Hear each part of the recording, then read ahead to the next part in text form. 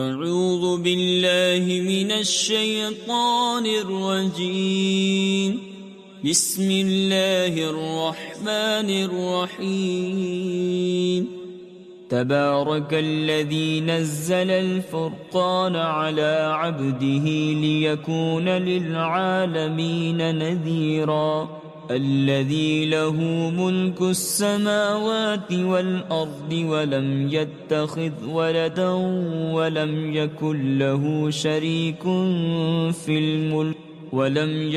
له شريك في الملك وخلق كل شيء فقدره تقديرا. واتخذوا من دونه آلهة لا يخلقون شيئا وهم يخلقون ولا يملكون لأنفسهم ضرا ولا نفعا ولا يملكون موتا ولا حياة ولا نشورا.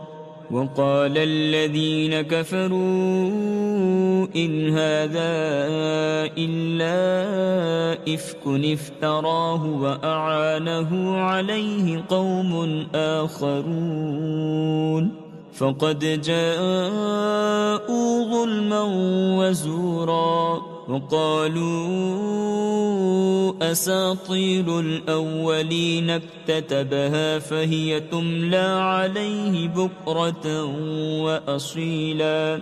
قل أنزله الذي يعلم السر في السماوات والأرض إنه كان غفورا رحيما.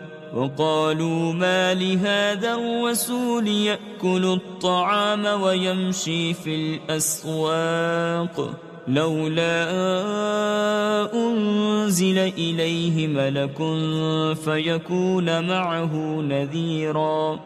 أو يلقى إليه كنز أو تكون له جنة يأكل منها. وقال الظالمون إن تتبعون إلا رجلا مسحورا. انظر كيف ضربوا لك الأمثال فضلوا فلا يستطيعون سبيلا. تبارك الذي إن شاء جعل لك خيرا من ذلك جنات تجري من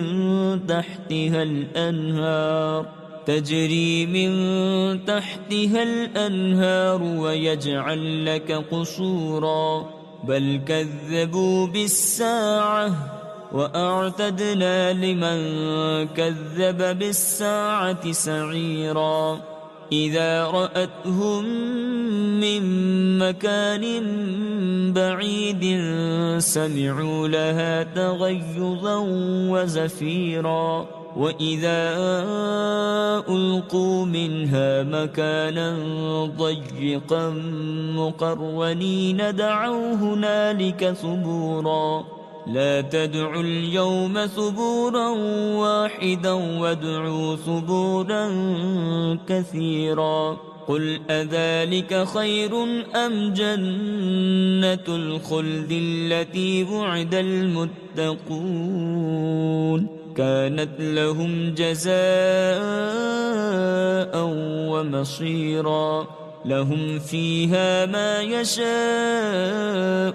خالدين كان على ربك وعدا مسئولا.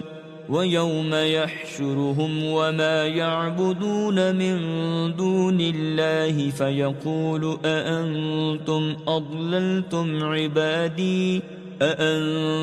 أضللتم عبادي هؤلاء أم هم ضلوا السبيل. قالوا سبحانك ما كان ينبغي لنا أن نتخذ من دونك من أولياء من دونك من أولياء ولكن متعتهم وآباءهم حتى نسوا الذكر وكانوا قوما بورا فقد كذبوكم بما تقولون فما تستطيعون صرفا ولا نصرا ومن يظلم منكم نذقه عذابا كبيرا وما أرسلنا قبلك من المرسلين إلا إنهم ليأكلون الطعام ويمشون في الأسواق وجعلنا بعضكم لبعض فتنة أتصبرون وكان ربك بصيرا وقال الذين لا يرجون لقاءنا لولا أنزل علينا الملائكة أو نرى ربنا لقد استكبروا في أنفسهم وعتوا عتوا كبيرا يوم يرون الملائكة